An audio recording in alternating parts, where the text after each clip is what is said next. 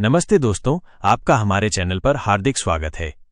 आज हम एक ऐसी यात्रा पर निकलने वाले हैं जो हमारे ब्रह्मांड के जन्म से भी पहले शुरू होती है और सीधे उस क्षण तक आती है जहां आप और मैं अभी मौजूद हैं।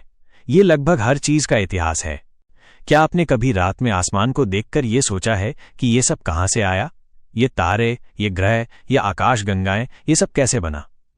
और इस विशाल लगभग अनंत ब्रह्मांड में हमारी ये छोटी सी पृथ्वी कैसे बनी? और उस पृथ्वी पर जीवन की वो पहली चिंगारी कैसे पैदा हुई? और उस जीवन के अरबों वर्षों के सफर के बाद हम यानी सोचने और समझने वाले इंसान कैसे अस्तित्व में आए? यदि आपके मन में भी कभी ये सवाल आए हैं तो आज हम इन्हीं सवालों के जवाब खोजने की कोशिश करेंगे। हम ये यात्रा एक बहुत ही अद्भुत और मनोरंजक किताब के माध्यम से करेंगे जिसका नाम है ए short history of nearly everything, यानी लगभग हर चीज का एक संक्षिप्त इतिहास। इस किताब को लिखा है बिल ब्रायसन ने, जो एक वैज्ञानिक नहीं बल्कि एक आम इंसान है जिनकी जिज्ञासा की कोई सीमा नहीं है। उन्होंने ये किताब इसलिए लिखी क्योंकि वे खुद इन सवालों के जवाब जानना चाहते थे और वे चाहते थे कि विज्ञान की जटिल दुनिया को आम लोगों के लिए सरल, रोचक और मानवीय बनाया जाए। ये वीडियो उस किताब का एक बहुत ही विस्तृत और गहन सारांश होगा। हम लगभग 6000 शब्दों में ब्रह्मांड के महाविस्फोट से लेकर मानव सभ्यता के उदय तक की पूरी कहानी को जानेंगे। हम केवल तथ्यों की बात नहीं करेंगे, हम उन वैज्ञानिकों की अद्भुत और कभी कभी बहुत ही विचित्र कहानियों को भी जानेंगे जिन्होंने इन रहस्यों से पर्दा उठाया। तो अपनी कुर्सी की पेटी बांध लीजिए, क्योंकि हम समय और स्थान की एक ऐसी लंबी यात्रा पर निकलने वाले हैं जो आपको आश्चर्य और विस्मय से भर देगी। अध्याय 1, ब्रह्मांड में खो जाना और महाविस्फोट का क्षण। हमारी कहानी की शुरुआत समय की शुरुआत से भी पहले होती है, एक ऐसे क्षण में जिसे हम सोच भी नहीं सकते। विज्ञान हमें बताता है कि आज हम जो कुछ भी देखते हैं, हर तारा, हर ग्रह, हर आकाशगंगा और हम स्वयं, ये सब कुछ एक समय में एक बहुत ही छोटे अकल्पनीय रूप से गर्म और घने बिंदु में समाया हुआ था। ये बिंदु एक सुई की नोक से भी छोटा था, लेकिन इसमें पूरे ब्रह्मांड की ऊर्जा और पदार्थ मौजूद थे। और फिर लगभग 13 अरब 800 करोड़ साल पहले एक महाविस्फोट हुआ जिसे हम बिग बैंग के नाम से जानते हैं। ये कोई बम की तरह का विस्फोट नहीं था जो किसी स्थान पर हुआ हो, बल्कि ये स्वयं स्थान और समय का ही विस्तार था। उस एक क्षण में वो छोटा सा बिंदु फैलना शुरू हुआ और हमारा ब्रह्मांड अस्तित्व में आया। पहले सेकंड के कुछ अंशों में ब्रह्मांड अविश्वसनीय गति से फैला। उस समय ये एक बहुत ही गर्म और ऊर्जा से भरा सूप था जिसमें कोई परमाणु या अणु नहीं थे, केवल मूल कण थे। धीरे धीरे जैसे जैसे ब्रह्मांड फैला और ठंडा हुआ, इन मूल कणों ने मिलकर पहले प्रोटॉन और न्यूट्रॉन बनाए और फिर पहले परमाणु, मुख्य रूप से हाइड्रोजन और हीलियम का निर्माण हुआ। लेकिन ये सब हमें पता कैसे चला? इसकी कहानी भी बहुत दिलचस्प है। 20वीं सदी की शुरुआत में एडविन हबल नामक एक खगोलशास्त्री ने पाया कि आकाशगंगाएं हमसे दूर जा रही हैं और जो जितनी दूर है वो उतनी ही तेजी से दूर जा रही है। इसका मतलब ये था कि हमारा ब्रह्मांड फैल रहा है, और अगर ये फैल रहा है तो इसका मतलब है कि अतीत में ये कभी बहुत छोटा रहा होगा। यहीं से बिग बैंग के सिद्धांत का जन्म हुआ। इस सिद्धांत का सबसे बड़ा सबूत 1965 में संयोग से मिला।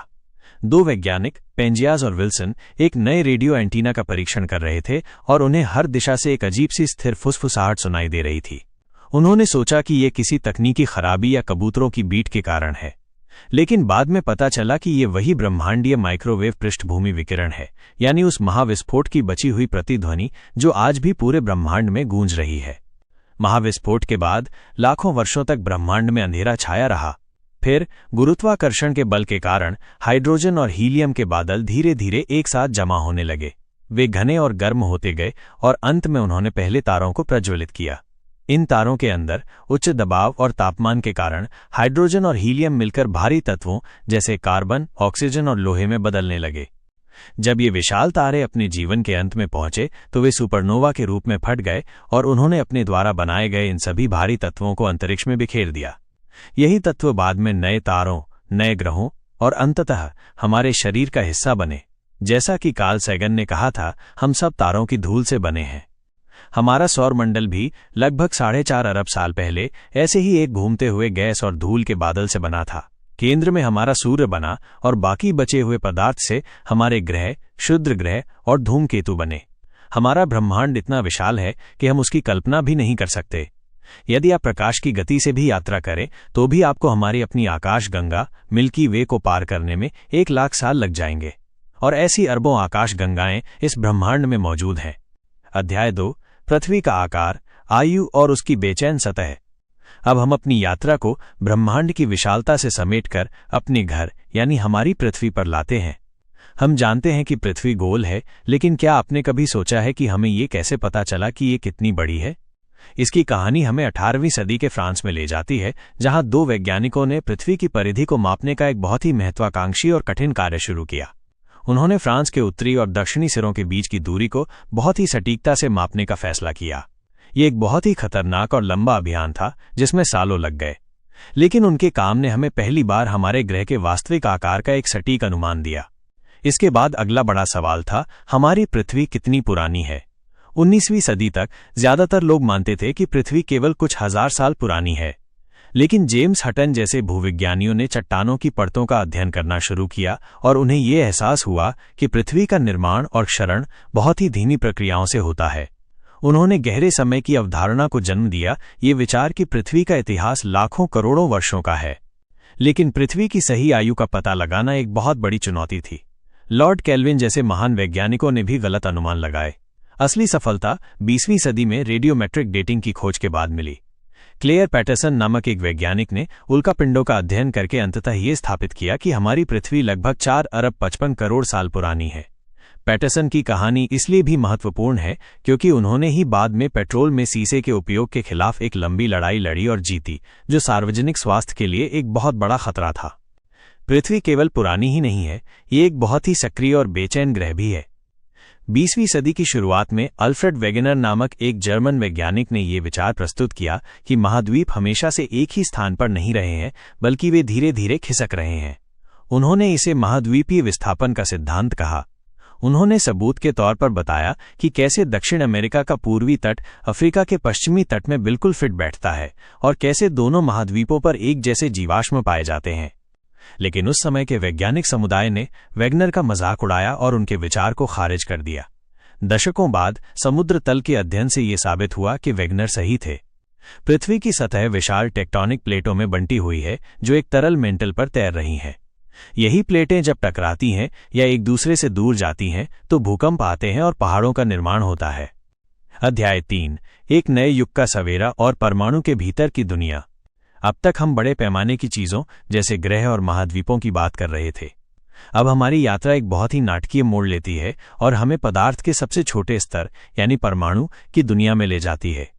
सदियों तक ये माना जाता था कि परमाणु पदार्थ का सबसे छोटा और अविभाज्य कण है, लेकिन 19वीं सदी के अंत और 20वीं सदी की शुरुआत में वैज्ञानिकों की एक नई पीढ़ी ने इस धारणा को हमेशा के लिए बदल दिया। जे थॉमसन ने इलेक्ट्रॉन की खोज की, जो परमाणु से भी छोटा एक नकारात्मक चार्ज वाला कण था। अर्नेस्ट रदरफोर्ड ने अपने प्रसिद्ध सोने की पन्नी के प्रयोग से यह साबित किया कि परमाणु का अधिकांश हिस्सा खाली जगह है और उसका सारा द्रव्यमान एक बहुत ही छोटे सकारात्मक चार्ज वाले केंद्रक यानी न्यूक्लियस में केंद्रित है। इसके बाद भौतिकी की दुनिया में दो सबसे बड़े क्रांतिकारी आए, अल्बर्ट आइंस्टीन और क्वांटम यांत्रिकी के प्रणेता।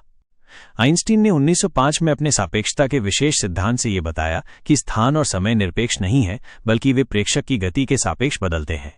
उन्होंने ये भी दिखाया कि पदार्थ और ऊर्जा एक ही सिक्के के दो पहलू हैं, जिसे उनके प्रसिद्ध समीकरण E बराबर mc वर्ग द्वारा व्यक्त किया गया है। बाद में अपने सामान्य सापेक्षता के सिद्धांत में उन्होंने गुरुत्वाकर्षण को एक बल के रूप में नहीं, बल्कि विशाल वस्तुओं द्वारा स्थान और समय के ताने बाने में पैदा किए गए एक वक्र के रूप में वर्णित किया। इसे समझने का एक सरल तरीका यह है कि आप एक चादर को ताने और उसके बीच में एक भारी गेंद रख दें।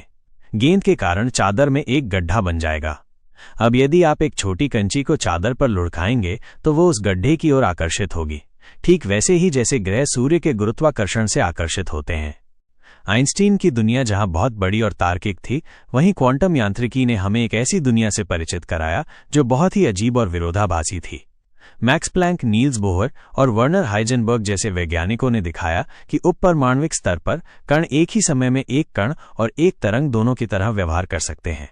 उन्होंने बताया कि हम किसी कण की स्थिति और उसकी गति को एक ही समय में पूरी सटीकता से नहीं जान सकते, जिसे अनिश्चितता का सिद्धांत कहा जाता है। ये दुनिया इतनी अजीब थी कि आइंस्टीन ने खुद इसे पूरी तरह से कभी स्वीकार नहीं किया। लेकिन क्वांटम यांत्रिकी आज हमारे सभी आधुनिक इलेक्ट्रॉनिक्स जैसे कंप्यूटर और स्मार्टफोन का आधार है। यह हमें बताता है कि वास्तविकता की सतह के नीचे एक ऐसी दुनिया है जो हमारे सामान्य ज्ञान से बिल्कुल परे है। अध्याय 4। एक खतरनाक ग्रह पर जीवन का अस्तित्व। पृथ्वी हमें एक बहुत ही शांत और स्थिर ग्रह लग सकता है, लेकिन इसकी सतह के नीचे और इसके ऊपर के आकाश में ऐसी शक्तियां हैं जो जीवन को पल भर में समाप्त कर सकती हैं। हमारी पृथ्वी का आंतरिक भाग एक बहुत ही गर्म और पिघली हुई चट्टानों का समुद्र है। कभी कभी ये पिघली हुई चट्टान, जिसे हम मैग्मा कहते हैं, ज्वालामुखियों के रूप में सतह पर आ जाती है। इतिहास में कई ज्वालामुखियों ने पूरे के पूरे शहरों को नष्ट कर दिया है। अमेरिका के येलोस्टोन नेशनल पार्क के नीचे एक सुपर ज्वालामुखी है जो अगर फट गया तो पूरी दुनिया में तबाही मचा सकता है। हमारी टेक्टोनिक प्लेटों की गति के कारण हर दिन हजारों भूकंप आते हैं। ज्यादातर बहुत छोटे होते हैं, लेकिन कभी कभी एक बड़ा भूकंप पूरी की पूरी सभ्यताओं को हिला सकता है। खतरा केवल नीचे से ही नहीं, ऊपर से भी है। हमारा सौरमंडल क्षुद्र ग्रहों और धूमकेतुओं से भरा पड़ा है। इतिहास में कई बार विशाल उल्कापिंड पृथ्वी से टकराए हैं। माना जाता है कि 6.5 करोड़ साल पहले एक ऐसे ही विशाल उल्कापिंड के टकराने से डायनासोर विलुप्त हो गए थे। हमारी जलवायु भी हमेशा बदलती रहती है। पृथ्वी ने कई हिमयुग देखे हैं जब ग्रह का अधिकांश हिस्सा बर्फ की मोटी चादर से ढक गया था। ये सभी खतरे हमें याद दिलाते हैं कि पृथ्वी पर जीवन का अस्तित्व बहुत ही नाजुक है। अध्याय 5। जीवन स्वयं, एक कोशिका के भीतर का ब्रह्मांड। अब हम अपनी यात्रा के सबसे रहस्यमयी और सबसे गहरे प्रश्न पर आते हैं। जीवन क्या है और ये कैसे शुरू हुआ? वैज्ञानिक मानते हैं कि जीवन की शुरुआत लगभग 4 अरब साल पहले समुद्र की गहराइयों में साधारण रसायनों से हुई थी। किसी तरह ये निर्जीव रसायन मिलकर पहले जीवित कोशिका में बदल गए। ये कैसे हुआ, ये आज भी विज्ञान के सबसे बड़े रहस्यों में से एक है। लेकिन हम ये जानते हैं कि ये एक अविश्वसनीय रूप से दुर्लभ और चमत्कारी घटना रही होगी। वो पहली कोशिका ही पृथ्वी पर मौजूद हर जीवित प्राणी, हर पौधे, हर जानवर और हम इंसानों की पूर्वज थी। कोशिका जीवन की मूल इकाई है। यह अपने आप में एक सूक्ष्म ब्रह्मांड है, एक व्यस्त शहर की तरह जिसमें ऊर्जा बनाने वाले बिजली घर, प्रोटीन बनाने वाली फैक्ट्रियां और सूचनाओं को संग्रहीत करने वाली एक विशाल लाइब्रेरी होती है। इस लाइब्रेरी का नाम है डीएनए। 20वीं सदी के मध्य में वॉटसन, क्रिक और रोजलिंड फ्रैंकलिन जैसे वैज्ञानिकों ने डीएनए की संरचना की खोज की, जो एक दोहरी कुंडली यानी डबल हेलिक्स के रूप में होती है। डीएनए एक ब्लूप्रिंट की तरह है, एक निर्देश पुस्तिका है जिसमें किसी भी जीव को बनाने और चलाने के लिए आवश्यक सभी जानकारी संग्रहित होती है। लेकिन जीवन केवल बनने और चलने का नाम नहीं है, ये बदलने और विकसित होने का भी नाम है। यहीं पर चार्ल्स डार्विन का विकासवाद का सिद्धांत आता है। डार्विन ने 19वीं सदी में ये क्रांतिकारी विचार प्रस्तुत किया कि सभी जीव प्राकृतिक चयन यानी नेचुरल सिलेक्शन की प्रक्रिया के माध्यम से समय के साथ विकसित होते हैं। इसका मतलब यह है कि वे जीव जिनके पास अपने वातावरण में जीवित रहने और प्रजनन करने के लिए बेहतर गुण होते हैं, वे अपने उन गुणों को अपनी अगली पीढ़ी को देते हैं।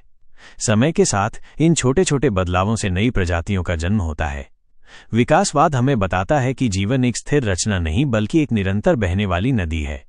पृथ्वी पर जीवन का इतिहास केवल विकास का ही नहीं, बल्कि विनाश का भी रहा है। जीवाश्म रिकॉर्ड हमें बताते हैं कि पृथ्वी पर कम से कम 5 बड़े सामूहिक विलुप्ति के दौर आए हैं, जब ग्रह की अधिकांश प्रजातियां समाप्त हो गईं। ये विलुप्तियां हमें जीवन की नाजुकता की याद दिलाती हैं। अध्याय 6। हम तक का लंबा रास्ता और मानव का उदय। हमारी यात्रा अब अपने अंतिम चरण में पहुंचती है, वो कहानी जो हमें सीधे हम तक लाती है, मानव का विकास। हमारा वंश वृक्ष लाखों साल पहले अफ्रीका में शुरू हुआ था, जब हमारे पूर्वज पेड़ों से उतरकर 2 पैरों पर चलना शुरू हुए थे। सबसे प्रसिद्ध शुरुआती मानव पूर्वजों में से एक है लूसी, जो लगभग 32 लाख साल पहले जीवित थी। समय के साथ कई अलग अलग मानव प्रजातियां विकसित हुईं, जैसे होमो हैबिलिस, जिन्होंने पहले पत्थर के औजार बनाए, और होमो इरेक्टस, जो अफ्रीका से बाहर फैलने वाली पहली मानव प्रजाति थी। और फिर लगभग 2 से 3 लाख साल पहले अफ्रीका में हमारी अपनी प्रजाति होमो सेपियंस का उदय हुआ। शुरुआत में हम कोई विशेष प्रजाति नहीं थे, लेकिन फिर कुछ असाधारण हुआ। हमारे मस्तिष्क का आकार बड़ा हुआ, हमने भाषा का विकास किया, हमने कला का निर्माण किया और हमने जटिल सामाजिक संरचनाएं बनाई। हमने आग का उपयोग करना सीखा, हमने खेती करना सीखा और हमने सभ्यताओं का निर्माण किया। हम पृथ्वी के हर कोने में फैल गए और ग्रह पर सबसे प्रमुख प्रजाति बन गए। ये सब कुछ भूवैज्ञानिक समय के पैमाने पर केवल एक पलक झपकने जितना ही है। अंतिम निष्कर्ष, एक असाधारण और दुर्लभ संयोग। तो दोस्तों, ये थी लगभग हर चीज की एक बहुत ही संक्षिप्त कहानी। हमने ब्रह्मांड के जन्म से शुरू किया, तारों और ग्रहों के निर्माण को देखा, अपनी पृथ्वी की बेचैन सतह को समझा, परमाणु के भीतर की अजीब दुनिया में झांका और जीवन की उत्पत्ति से लेकर हम इंसानों के उदय तक का लंबा सफर तय किया। बिल ब्राइसन की ये किताब हमें तथ्यों से कहीं ज्यादा कुछ देती है। ये हमें एक भावना देती है, विस्मय और कृतज्ञता की भावना। यह हमें ये एहसास कराती है कि हमारा अस्तित्व एक कितना बड़ा और कितना दुर्लभ संयोग है। सोचिए, ब्रह्मांड को ठीक वैसा ही होना था जैसा वो है ताकि जीवन संभव हो सके। हमारी पृथ्वी को सूर्य से ठीक सही दूरी पर होना था। उसे एक बड़े ग्रह बृहस्पति द्वारा शुद्ध ग्रहों से सुरक्षित रखना था। जीवन को उस पहली कोशिका से शुरू होकर अरबों वर्षों तक अनगिनत खतरों से बचकर हम तक पहुंचना था। आपके शरीर में मौजूद हर एक परमाणु उस महाविस्फोट के क्षण में बना था या किसी दूर के तारे के गर्भ में। आपके पूर्वजों की एक अटूट श्रृंखला 4 अरब वर्षों तक जीवित रही ताकि आप आज यहां मौजूद हो सकें। तो अगली बार जब आप रात में आसमान को देखें या एक साधारण पत्थर को उठाएं या अपनी खुद की सांसों को महसूस करें, तो उस अविश्वसनीय और लंबी कहानी को याद करें जिसका आप एक हिस्सा हैं। इस ज्ञान का सम्मान करें, अपनी जिज्ञासा को हमेशा जीवित रखें और इस असाधारण संयोग यानी अपने जीवन का पूरे दिल से आनंद लें। इस लंबी और ज्ञानवर्धक यात्रा में मेरा साथ देने के लिए आपका बहुत बहुत धन्यवाद।